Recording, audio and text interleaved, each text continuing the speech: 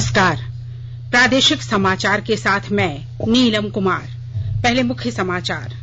Corona के बढ़ते संक्रमण के बीच प्रधानमंत्री नरेंद्र मोदी झारखंड समेत अन्य राज्यों के मुख्यमंत्रियों के साथ कोविड-19 के हालात पर सोमवार 27 जुलाई को करेंगे बातचीत।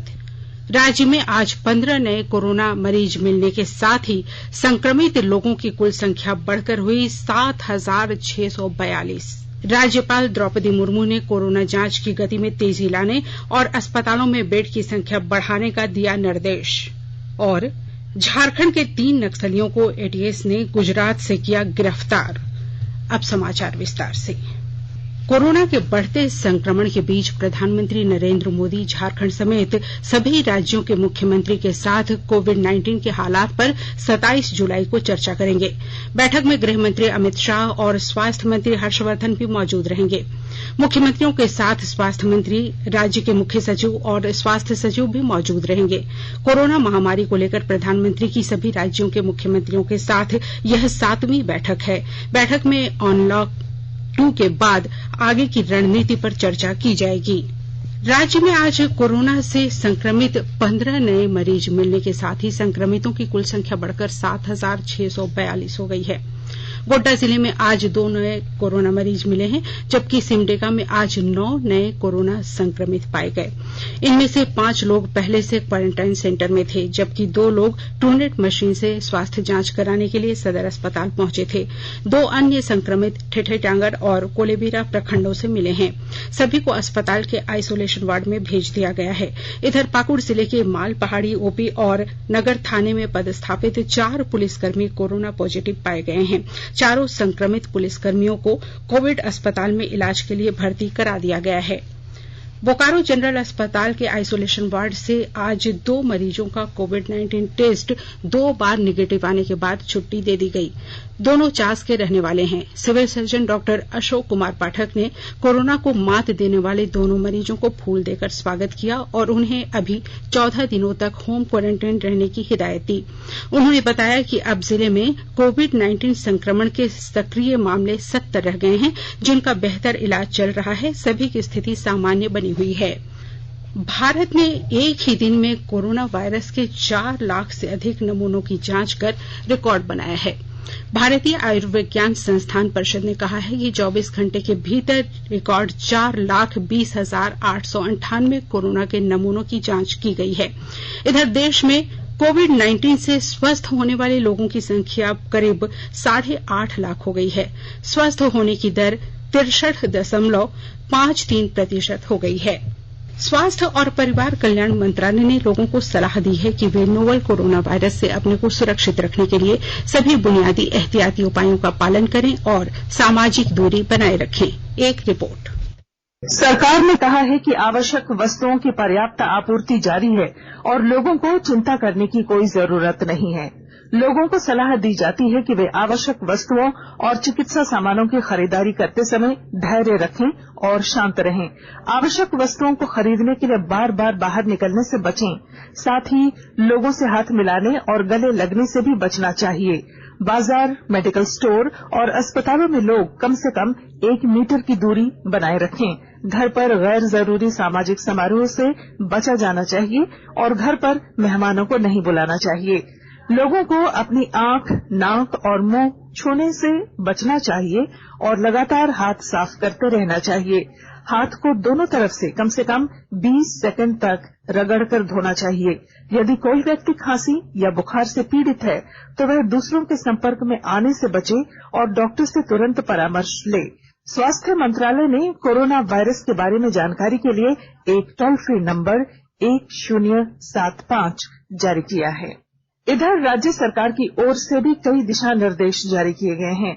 इस सिलसिले में सरकार ने हेल्पलाइन नंबर 181 जारी किया है। सरकार ने कहा है कि कोरोना वायरस से संदिग्ध तौर पर संक्रमित कोई व्यक्ति पाया जाता है तो इसकी सूचना 0651 जो रांची का कोड है और टेलीफोन नंबर 2261-000 तथा 2261-002 के अलावा फैक्स नंबर 2261-856 और मोबाइल नंबर 55837428 पर दी जा सकती है।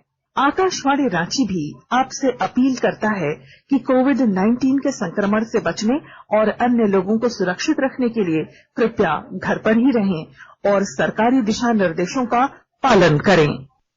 प्रधानमंत्री नरेंद्र मोदी कल सवेरे 11 बजे आकाशवाणी से मन की बात कार्यक्रम में अपने विचार साझा करेंगे। इसे आकाशवाणी और दूरदर्शन के समूचे नेटवर्क पर प्रसारित किया जाएगा। यह कार्यक्रम आकाशवाणी समाचार की वेबसाइट और मोबाइल ऐप पर भी उपलब्ध रहेगा। आकाशवाणी, डीडी न्यूज, पीएमओ और सूचना तथा प्रसारण मंत्रालय के यूट्यूब चैनलों पर भी यह कार्यक्रम उपलब्ध रहेगा। हिंदी में इस कार्यक्रम के प्रसारण के तत्काल बाद क्षेत्रीय भाषाओं में इसका प्रसारण किया जाएगा। क्षेत्रीय भाषाओं में शाम 8 बजे इसका पुनः प्रसारण भी किया जाएगा। खूंटी समाहरणालय सभागार में उपायुक्त के निर्देशानुसार जिला आपूर्ति पदाधिकारी ने उज्ज्वला योजना और खाद्य सुरक्षा अधिनियम से संबंधित योजनाओं को लेकर समीक्षा बैठक की। एक रिपोर्ट। खूंटी समाहरणालय सभागार में उपायुक्त के निर्देशानुसार जिला आपूर्ति पदाधिकारी ने उज्ज्वला योजना और खाद्य सुरक्षा अधिनियम से संबंधित समीक्षा बैठक की। बैठक के दौरान पीपीटी प्रेजेंटेशन के माध्यम से जिला अंतर्गत खाद्यान्न आपूर्ति से संबंधित किए जा रहे कार्यों के संबंध में विस्तार से चर्चा की गई। इसी क्रम में राष्ट्रीय खाद्य सुरक्षा अधिनियम और प्रधानमंत्री गरीब कल्याण योजना के तहत पीडीएस को खाद्यान्न उठाने और अनाज के वितरण की भी समीक्षा की गई। उन्होंने निर्देश दिया कि प्रवासी मजदूरों और गैर पीडीएस लाभार्थियों के बीच चना वितरण की निगरानी और गैर पीडीएस के बीच अनाज वितरण के कार्यों का निरंतर अनुश्रवण आवश्यक है। ज्योत्सना शीला, आकाशवाणी समाचार, खूंटी।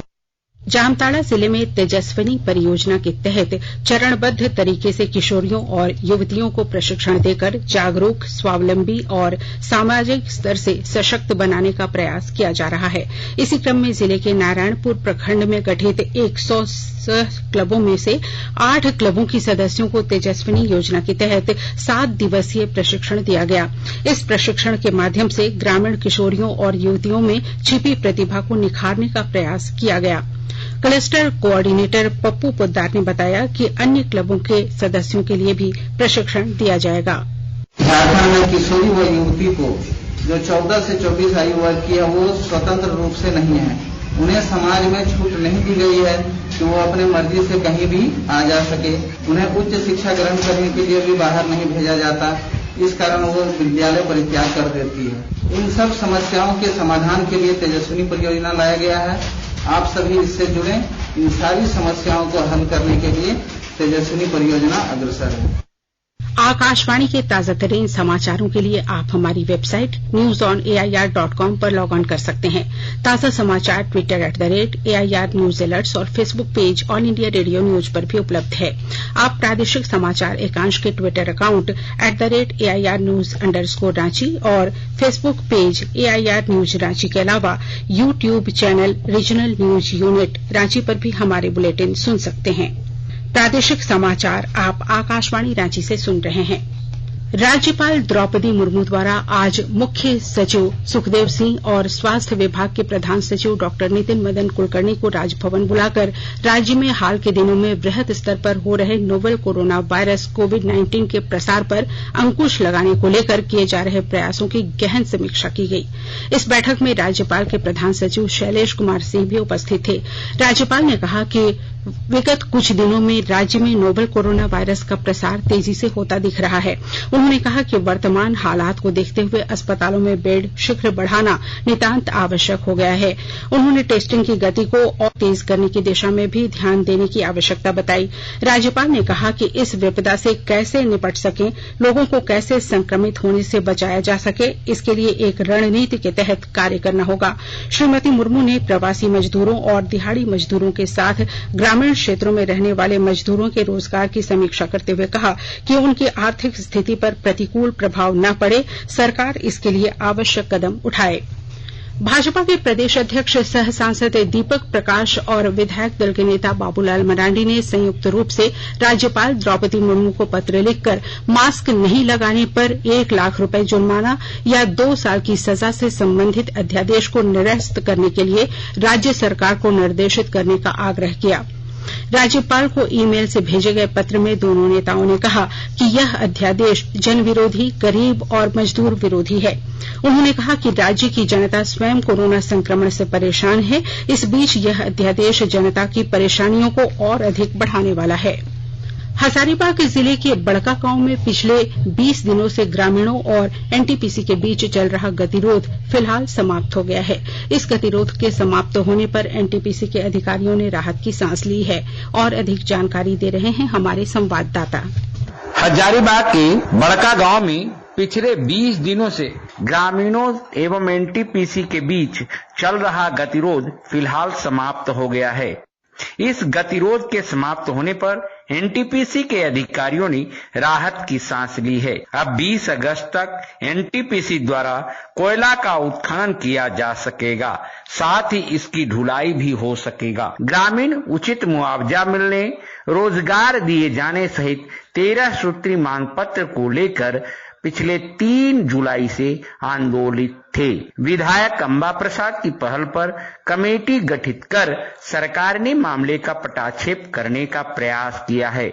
साज्वल कुमार, आकाशवाणी समाचार, हजारीबाग। केंद्रीय मानव संसाधन विकास मंत्री डॉक्टर रमेश पोखरियाल निशंक ने बताया कि केंद्रीय विद्यालय संगठन ने पलामू जिले में केंद्रीय विद्यालय का शुभारंभ किया है। श्री निशंक ने ट्वीट कर इस नए केंद्रीय विद्यालय से लाभान्वित होने वाले सभी विद्यार्थियों और अभिभावकों को बधाई दी। देश की सुरक्षा करने वाले सीमा सुरक्षा बल बीएसएफ के जवानों और अधिकारियों ने पर्यावरण सुरक्षा को लेकर भी कदम बढ़ाया है।